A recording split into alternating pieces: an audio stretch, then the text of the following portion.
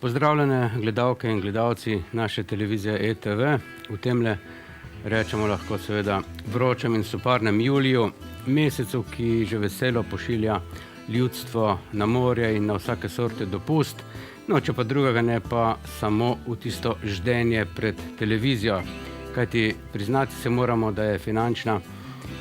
slika za vsaj 300 000 državljanov pač taka, da se ni zašpilati z dopustniškimi izdatki. Kot rečeno, julij je seveda soparen mesec počitnic in dopustov, ko nam ketna dol pade in se skrivamo pred vročino, kolikor se le da. No, žeja je seveda velika in seveda kar naenkrat povsem konkretno lahko ugotavljamo, da je pitna voda, kajneda poleg zraka, najbolj nujna življenjska dobrina, za katero smo vsi mislili, da je povsem normalno, da teče iz pipe in da je ta voda naša, kajneda, ker pač izvira iz naših hribov. In Slovenija je seveda izjemno bogata z vodnimi viri, ki so zakonsko zaščiteni že do sedaj. Ampak postavlja se seveda vseeno eno resno vprašanje, če je to dovolj za te evropske razmere. No, vsak od nas, če seveda ni le preveč zaslepljen in zasužnjen z raznimi iluzijami, medijskimi manipulacijami in podobnim, lahko jasno vidi, da je globalizacija našega planeta, predvsem zaradi informacijske revolucije,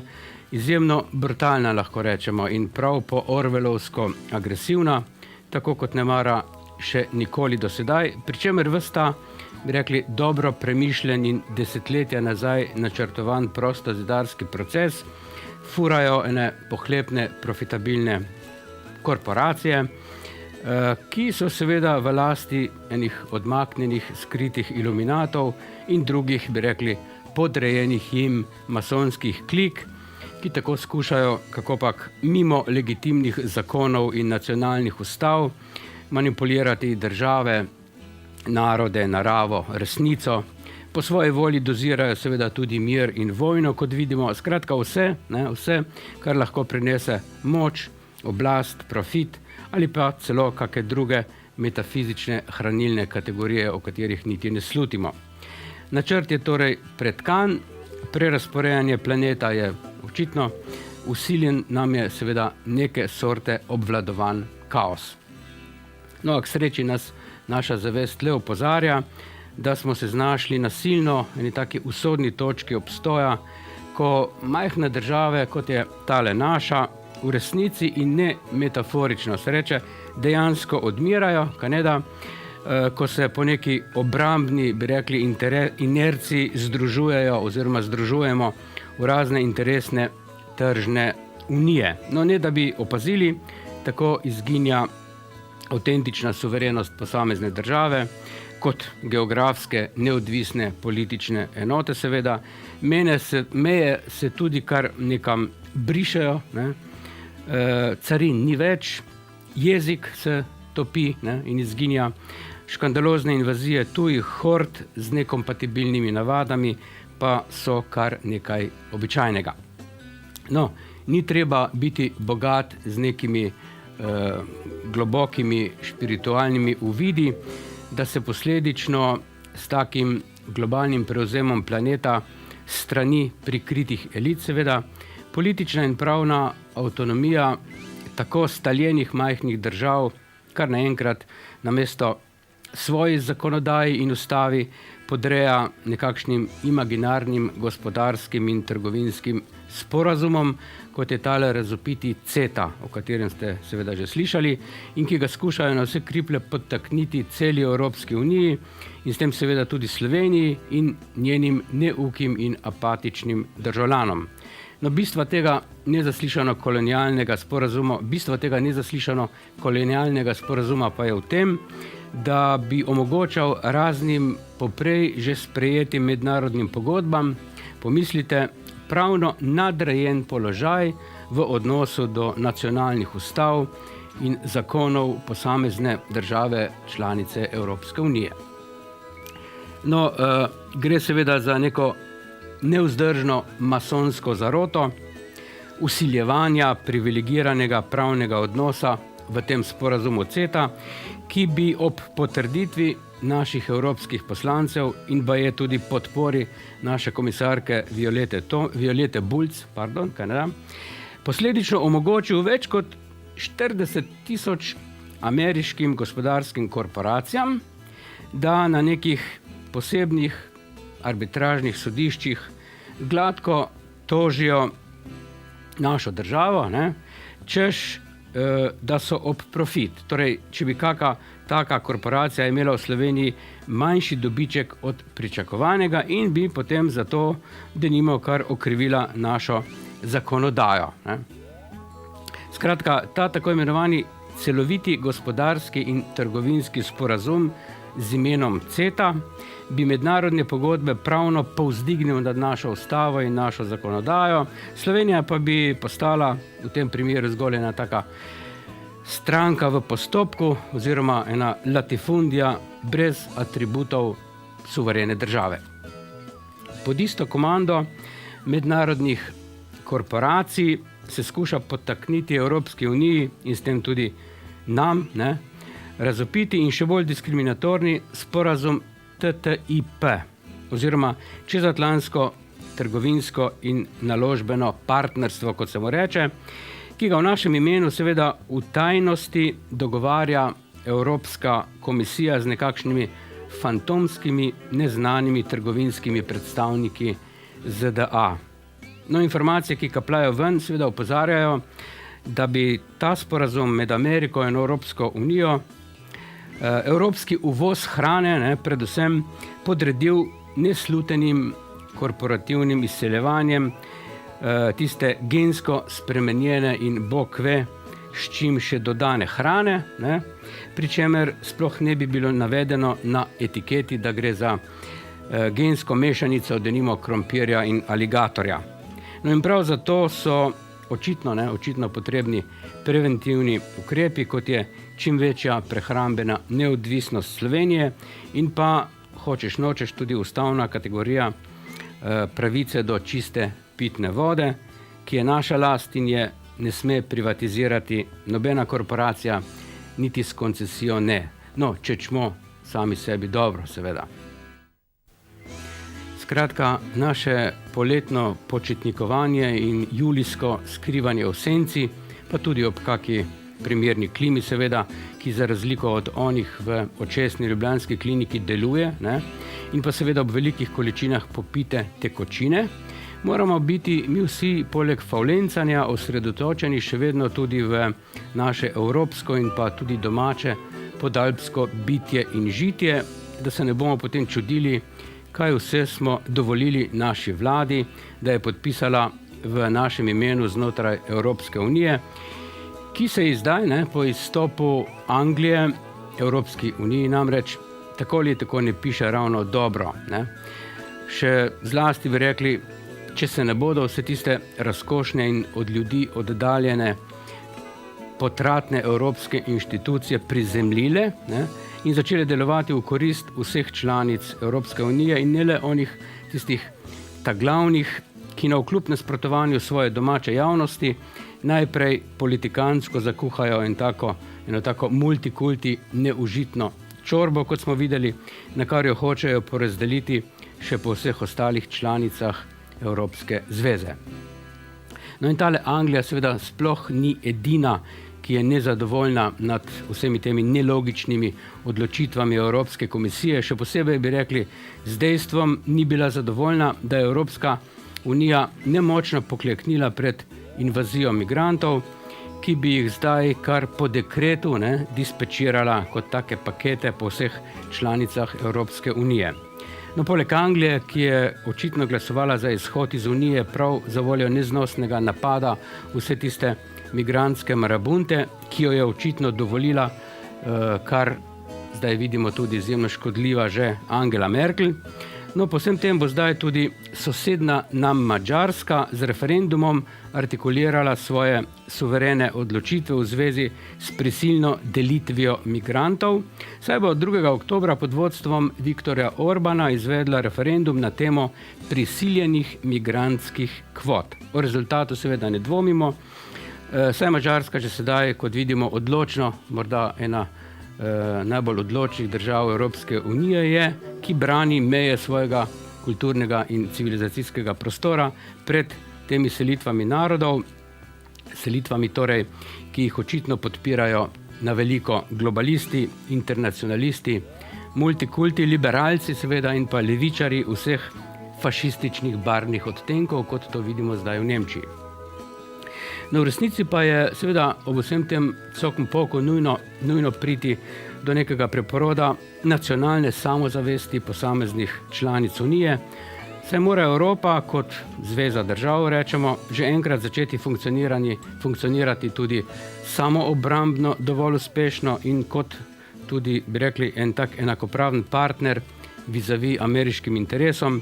ne pa kot ena podrejena kuzla, ki požre vse tisto, kar ji servirajo ameriški korporativni interesi, ki se ob tem seveda še hvalijo, da je NATO tista avtentična obramba Evrope. No, trenutno to delajo tako, da pošiljajo NATO namreč svoje vojake v baltiške države in Poljsko, torej direkt na mejo z Rusijo, kar pa po mnenju mnogih ni ravno, kajneda, akt ohranjanja miru in dogovarjanja, ampak ene obnovitve hladne vojne, poleg seveda biznisa z orožjem. No in tako lahko seveda Slovenija, torej vprašati se moramo najprej, kako sploh lahko Slovenija zavaruje in suvereno zastopa svoje avtentične in eksistencionalne interese znotraj tako, bi rekli, turbulentne Evropske unije, ki še vedno nima odgovora na poplavo tuje rodne populacije. To je seveda retorično vprašanje, hkrati pa tudi silno konkretno. No, odgovor je tak. S tole našo v prvih 2 letih neprav učinkovito Cerarjevo vlado bo to mogoče bolj slabo narediti, kajneda? Saj tokratno ministrsko koalicijo 3 oblasti željnih strank sestavljajo med seboj stalno spotikajoči se strankarski konzumenti, kodr Židanovi Kučano udani mutirani komunisti ves čas nasprotujejo nujnim reformam in blokirajo predloge Cerarjevih ministrov, kjer gre torej, bi rekli, za eno veliko dvoličnost, kot je bil na račun Židanove stranke dejal tudi minister Erjavec, potem seveda, potem, ko ga je Cerar z nesprejetjem njegovega ponujenega odstopa de facto razbremenil vse krivde zaradi hrvaškega odhoda iz arbitražnega procesa. Lahko bi rekli, da je koalicijsko sobivanje v Cerarjevi vladi na čistem psu, kar ne odražajo zgolj in samo nerealizirane reforme, ki očitno čakajo boljše vreme in o katerih se zaradi ideoloških frustracij vladni ministri ne morejo po pameti dogovoriti. Ampak kaotičnost razmer v tej vladi kažejo še posebej vsi ti nadvse dvolični in razsuti odnosi blefa in sprenevedanja, ki so Cerarjevo vlado z njegovo stranko novih obrazov vred povsem razgalili pred javnostjo, zlasti ob nedavnem primeru protestov koprskih in luških delavcev. No, ti so po nekajdnevni blokadi Luke Koper in seveda škodi, ki so jo uspešno ustvarili slovenskemu gospodarstvu, potem prišli celo v Ljubljano pred vlado delati svojsko fešto in to z vso tisto, bi rekli, obsceno ikonografijo rdečih zastav, zvest in s tako, bi rekli, zelo izpraznenimi parolami iz arhiva revolucionarne patetike, da je bilo pravzaprav že kar perverzno. Cerar je bil seveda razjarjen in je obtožil Židanovo stranko, da igra dvojno vlogo, češ, da je istočasno v vladi, kot sprejema kobajagi na videz soglasne ukrepe in sklepe, hkrati pa preko dela svojega strankarskega telesa hujska po nepotrebnem luške delavce v Kopru, ki se potem derajo pod oknom njegove ljubljanske pisarne za povrh. No, vsa ta tabloidna medsebojna obtoževanja, kjer je Cerar še prizadeto dejal, da se Židanova SD obnaša neodgovorno do vlade in do državljanov, pa je potem začinil seveda kdo drug kot Erjavec z izjavo, da ima koalicija srečo, da on ni predsednik vlade. No, kot se najbrž vsi strinjamo, je mesec julij mesec počitka in je hkrati mesec brez državnih praznikov, saj smo tistega najpomembnejšega, s katerimi smo praznovali svojo četrt stoletja dolgo državnost, že obeležili, kot vemo, prejšnji mesec, z mnogimi ljudskimi pristnimi slovesnostmi po celi Sloveniji in se tako spomnili, kako je JNA-jevska tankovska rdeča zvezda napadla samostojno Slovenijo, kako so predtem seveda razne komunajzersko-borčevske režimske elite in nadobudne mladolevičarske komsomolske strukture ves čas bremzale osamosvojitev, kako so obljubljali potem, da bomo travo jedli, če se še spomnite, kako so licemirno blokirali v slovenski skupščini proračunska sredstva za obrambo in kako je potem tik pred imenovanjem prve slovenske Demosove vlade zvezni minister za obrambo Veljko Kadijević 14. maja 1990 izdal ukaz o razorožitvi slovenske teritorialne obrambe. Ukaz torej, ki ga je predsednik predsedstva Kučan kot pravi jugoaparačik ubogljivo izpolnil, oziroma ali se je skril ali kaj, ni preprečil, kot bi moral kot predsednik države, vso to stvar ni preprečil, zaradi česar je zdaj seveda fasal kazensko ovadbo strani Združenja za vrednote slovenske osamosvojitve. Lahko bi rekli, da se je s to ovadbo proti Kučanu končno začela tudi ena taka formalno-pravna dekučanizacija Slovenije, saj je najbrž vsakemu tožilskemu svetu, ki bo to ovadbo obravnaval, težko najti neke argumente in nasprotovati ugotovitvi pokojnega Jožeta Pučnika, da je bila razorožitev slovenske teritorialne obrambe veleizdaja slovenskega naroda. No, tiste 3 dni od 15. do 18. maja leta 90 je bilo po relevantnih virih oduzetih do 90% orožja. Različno, od 70 do 90 recimo po Sloveniji, kar je gotovo vplivalo na obrambno sposobnost naših teritorialcev in tudi na to, da je tedanji sekretar za ljudsko obrambo v Kočevju, Tone Krkovič, moral hitro in nujno začeti z organizacijo manevrske strukture narodne zaščite, ki je bila tako vzpostavljena seveda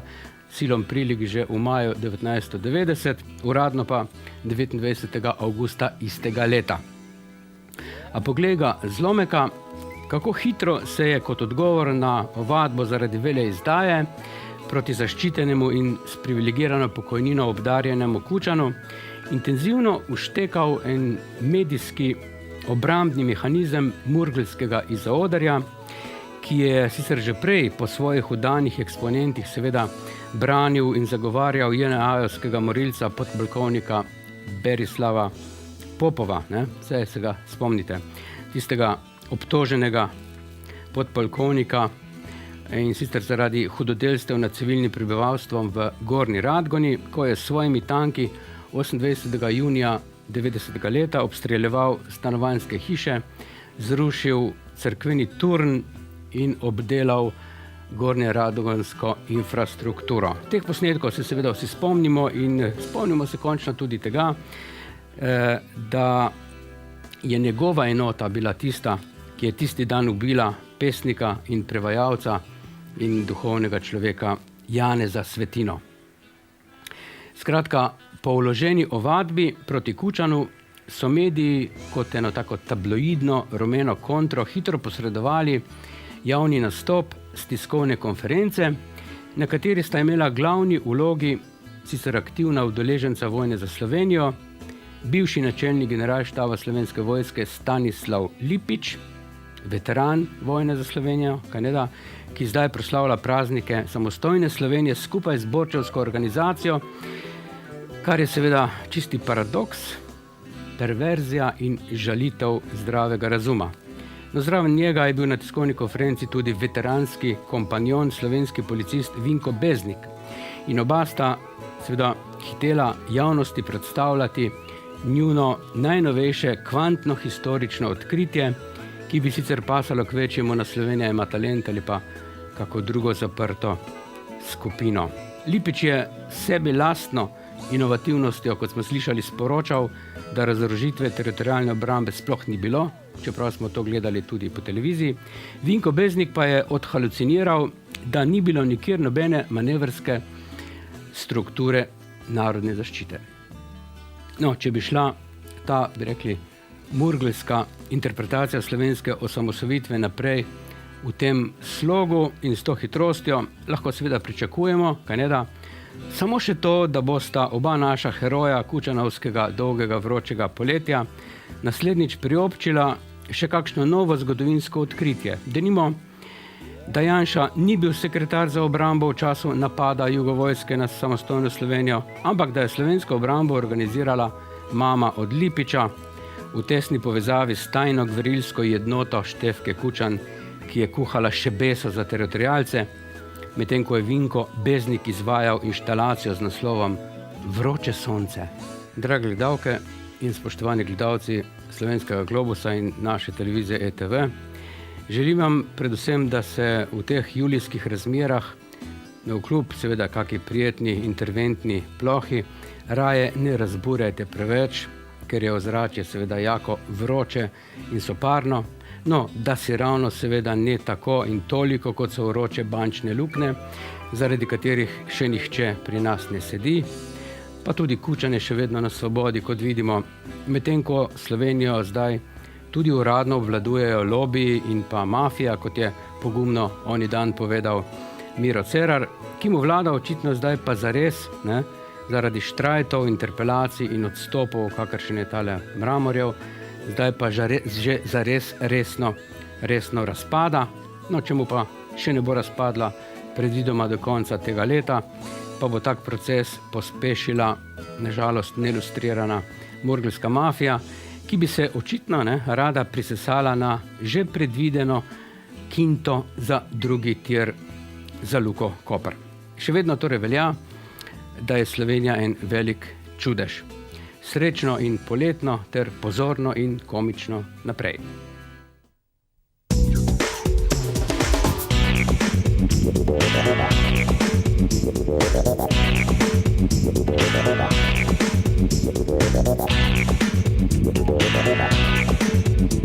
Thank you.